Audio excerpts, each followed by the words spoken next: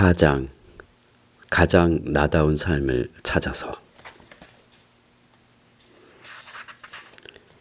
나도 몰랐던 나를 만나다. 지금도 그날의 기억이 생생하다. 퇴사 후 내 이름을 건 첫 강의 날이었다. 밤잠을 설쳤다. 강의 1시간 전이 되자 천재지변이라도 일어났으면 좋겠다는 생각이 들었다. 하지만 아무 일도 일어나지 않았고 결국 강의는 시작되었다. 40여 개의 눈이 뚫어져라 나를 쳐다보았다. 그리고 1시간이 지나도록 그들의 표정은 달라지지 않았다. 망했다. 등으로 식은땀이 흘렀다. 이를 악물고 강의를 이어갔다. 다행히 점차 몸의 긴장이 풀어졌다. 그래서일까 청중 몇몇의 표정이 눈에 띄게 밝아졌다. 내 이야기에 몰입하는 사람들이 하나 둘 늘어났다. 이유는 알 수 없지만 묘한 웃음을 짓는 사람도 있었다. 그렇게 나의 첫 강의가 끝이 났다. 정신없이 명함을 주고받고 강의실을 빠져나왔다. 강의가 별탈 없이 끝났다는 안도감을 느끼며 집으로 가는 버스에 올랐다. 그때 문자 한 통이 도착했다. 강의를 주최한 쪽 이사의 문자였다.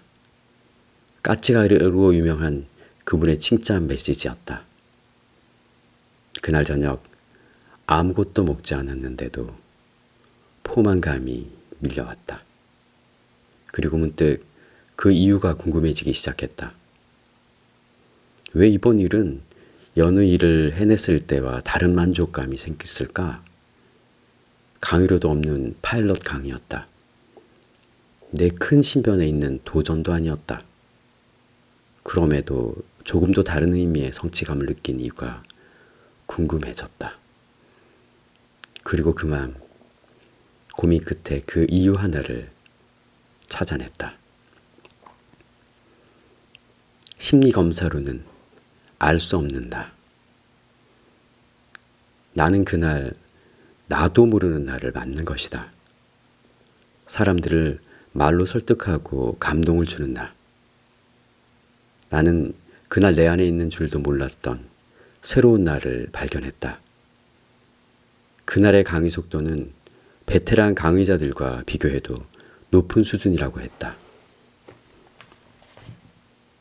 문자를 보낸 이사는 강의 내용보다 내 목소리를 칭찬했다. 마이크가 필요 없을 만큼 또렷한 전달력에 놀라워했다. 종종 전화 목소리가 좋다는 이야기를 들었지만 목소리가 내 장점이라고는 한 번도 생각하지 않았다. 무엇보다 가장 놀라운 점은 내가 그 강의 자체를 즐겼다는 사실이다. 내향적이고 남 앞에 서는 걸 두려워하는 사람이라고만 생각했는데 강의에 집중하는 청중들에게서 느낀 희열은 낯설지만 흥분되는 경험이었다. 그것은 강의가 주는 압박감을 덮기에 충분했다. 그날 이후 강의의 기회들이 자연스럽게 생겨나기 시작했다. 자신을 안다는 것은 뭘까? 성적이나 학력처럼 수치화된 정보로 나를 말하는 것은 어쩐지 쉽다. 하지만 그 수치와 스펙만으로 사람을 평가한다는 것이 얼마나 어리석은 일인지는 요즘 많은 이들이 공감하는 생각이기도 하다. 사람을 안다는 것은 그만큼 어려운 일이다. 함부로 사람을 안다고 말할 수 없다. 그리고 그것은 자기 자신에게도 적용된다.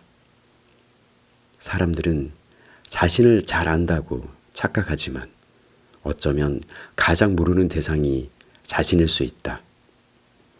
나 역시 수많은 심리 검사를 했고 주변의 사람들로부터 여러 가지 평가를 들어왔다. 그런 결과를 통해 알고 있던 나는 소심하고 수줍으며 남 앞에 자신을 드러내기 힘들어하는 사람이었다.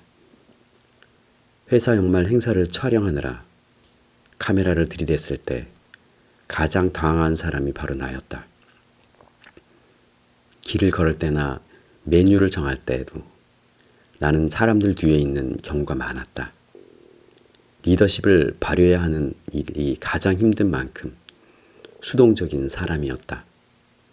그런데 강의장에서 열변을 토하는 낯설지만 그 시간을 즐기고 있는 나를 발견한 것이다. 그게 나였다. 세 줄 일기의 그날의 기억이 고스란히 남아있다. 그 후에도 나는 강의를 앞둔 강의를 끝낸 내 모습을 세 줄 일기에 꼼꼼히 적어오고 있다. 강의가 시작되기 전에 불안과 초조는 언제나 세 줄 일기에 첫 줄을 채웠다. 그런데 그 다음 날엔 전혀 다른 내용이 세 줄을 채웠다. 강의를 통한 교감과 성취감이 주는 만족과 희열로 가득한 기록이었다. 그렇게 강의는 나라는 사람을 설명하는, 나라는 사람을 움직이는 가장 강력한 엔진 중의 하나가 되었다. 그리고 그 경험과 자신감은 글로, 팟캐스트 출연으로 자연스럽게 이어졌다. 이후 여러 사람의 인정이 쌓이면서 새로운 내 모습이 만들어졌다.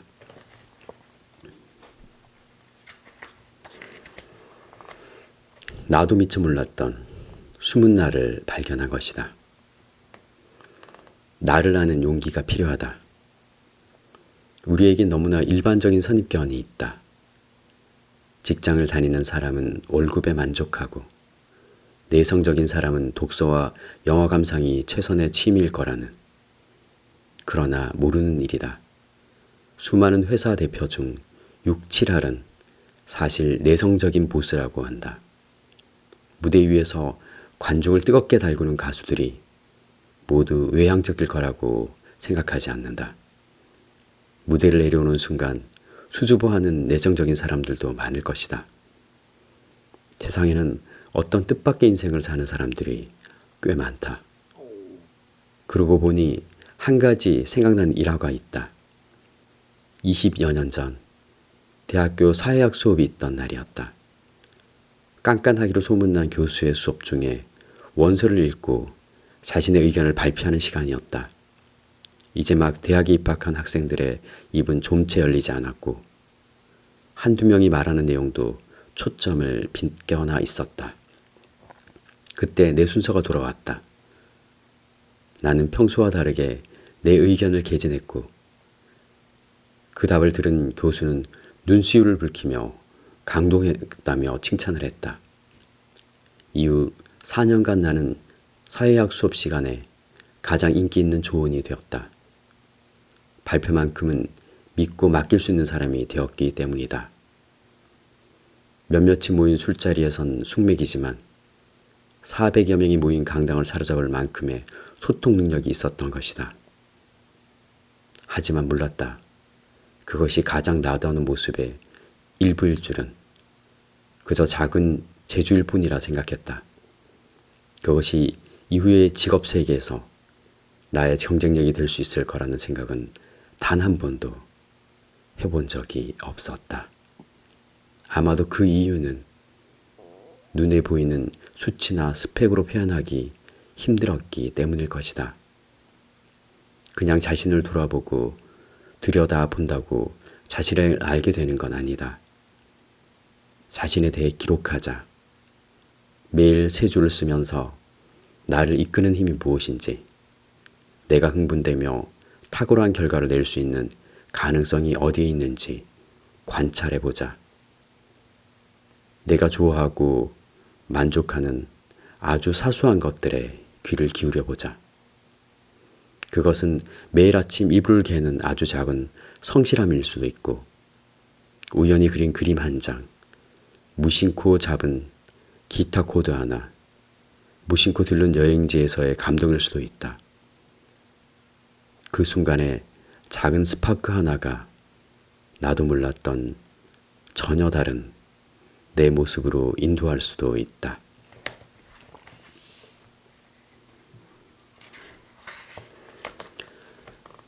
나는 그것이 몇 사람에게만 주어진 특권이라고 생각하지 않는다.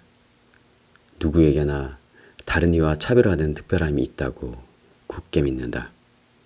그리고 이 세상에는 그것을 발견한 사람과 그렇지 않은 두 종류의 사람이 있을 뿐이다.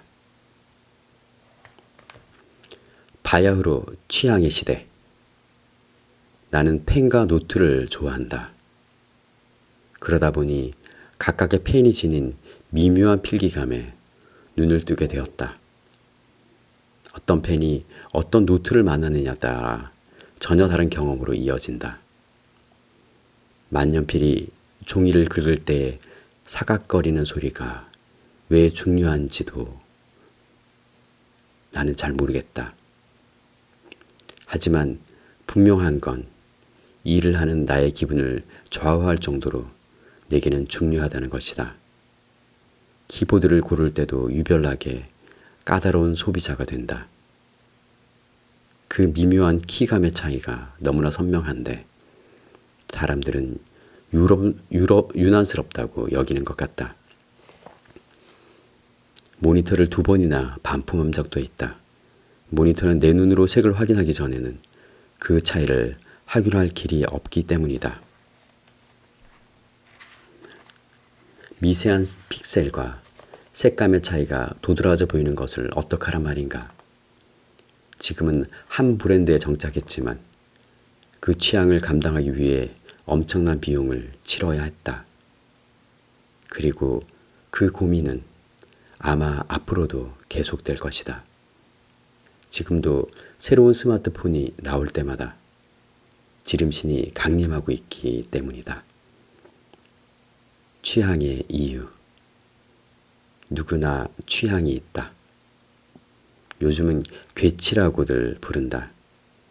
디자인도 괴치고 살아가는 방식도 괴치인 시대가 도래한 지 오래다. 하지만 자신만의 취향을 가지고 산다는 것은 생각만큼 간단하지 않다. 식당에 가서 주문을 할 때에는 나도 같은 걸로라는 손쉬운 선택의 유혹을 참아야 한다. 신문 기사 하나도 비판적으로 읽을 수 있어야 한다. 트렌드를 아는 것과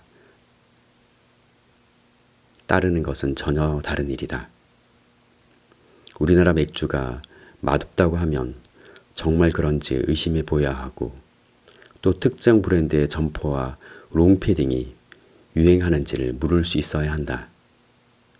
남이 가는 길은 안전하기도 하지만 나를 잃어가는 지름길이기도 하다. 좋은 대학과 큰 회사에 들어가는 것은 개인의 선택이다. 그러나 그것이 정말 자신이 원하는 삶으로 가는 길일 때는 더없이 큰 장점이지만 남이 부러워하기 때문에 선택한 길이라면 방향을 잃어버리기 쉽다. 명함을 건넬 때 짧은 희열보다 자신이 원하지 않는 자신과 맞지 않는 일을 하기 위해 보내야 할 시간이 절대적으로 길기 때문이다. 내가 펜과 노트, 키보드와 모니터에 열광하는 이유는 다른 게 아니라 그것이 글을 쓰는 오감을 끊임없이 자극하기 때문이다. 일을 못하는 사람이 연장 탓을 한다고 하지만 정말 음악을 좋아하는 사람은 모노 라디오를 듣고도 감동할 수 있다고 하지만 나 같은 평범한 사람들은 내가 좋아하는 일을 덜 잘하기 위한 도구에 욕심을 내게 마련이다. 글을 쓸 때 듣는 음악이 따로 있고 글이 잘 써지는 카페가 따로 있다. 좋은 글이 써지는 시간과 상황을 만들기 위해 남들보다 더 애를 쓰는 것이 꼭 유난스러운 일일까? 해밍웨이도 글이 잘 써지는 타이밍펜을 놓고 다음 날을 기다린다고 했다. 꾹꾹 참고 있다가 터져나오듯 글을 이어가기 위해서다. 무라카미 하루키가 마라톤을 하고 베토벤이 하루 60알의 원두를 직접 세워가며 커피를 내려 마신 이유는 대체 무엇일까? 자신만의 일하는 방식, 사는 방식을 고민하며 찾아다닌 결과가 아닐까? 제품과 서비스가 평준화되면서 소위 브랜드의 중요성이 커진 것도 바야흐로 취향의 시대가 도래했기 때문이다. 품질이 비슷하다 보니 그 제품과 서비스에 담긴 차별화된 의미와 스토리가 중요해지기 시작했다. 애플을 쓰는 대부분의 사람들은 스티브 잡스를 좋아하고 그의 철학이 제품에 담겨 있다고 믿는다. 그는 보이지 않는 내부의 회로도까지 보기 좋게 디자인한다. 그래도 비슷하거나 때로는 모자란 성능을 가지고도 열광적인 마니아들을 만들어냈다.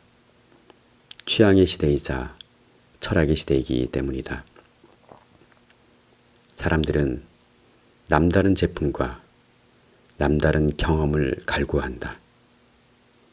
프랜차이즈 빵집이 아닌 동네 빵집에 열광하고 간판 없는 가게를 찾아다니는 것도 같은 이유다. 우리는 이제 좋은 대학과 좋은 직장으로 이어지는 단 하나의 답에 의문을 품기 시작했다.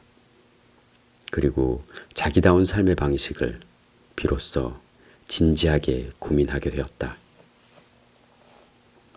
휘게나 욜로, 저녁이 있는 삶과 워라벨로 이어지는 트렌드도 비슷한 맥락이다. 자, 그렇다면 당연히 이런 질문으로 이어진다. 과연 나답게 살기 위해 우리는 무엇을 해야 할까? 취향을 발견하는 지난한 과정. 취향은 하루아침에 만들어지지 않는다. 자신이 무엇을 좋아하는지, 무엇에 끌리는지, 어떤 것을 할 때 행복하고 감동하는지를 알고 있어야 한다.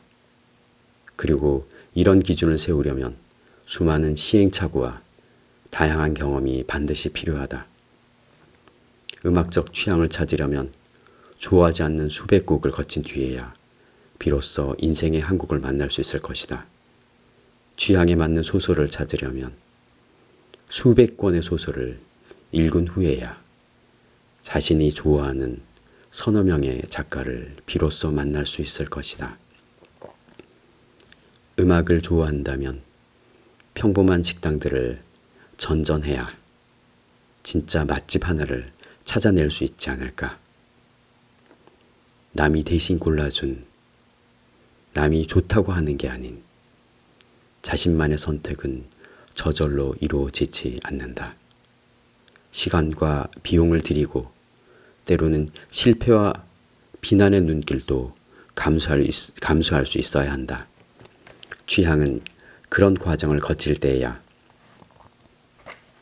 비로소 나만의 선명한 개성으로 자리 잡는다. 자기답다는 것, 바로 그런 취향의 총합이 아닐지, 그 취향이 사람과 비즈니스, 인생에 대한 선택의 기준으로 이어질 때 비로소 한 사람은 자기다운 삶을 살아갈 수 있다. 아마도 우리가 아는 만우이인 혹은 롤 모델들은 이런 과정을 거쳐 자신만의 삶을 살아냈을 것이다. 누구나 나다운 삶을 살 수 있다. 나는 그런 삶을 추구하면서 인생의 많은 문제들이 좌치를 감추는 것을 실제로 경험하고 있다. 그것이 내게 삶을 선물한 그 누군가에 대한 최소한의 예의가 아닐까. 아니, 나는 그렇게 살아가는 것 자체가 삶의 이유이자 행복이라 믿는다.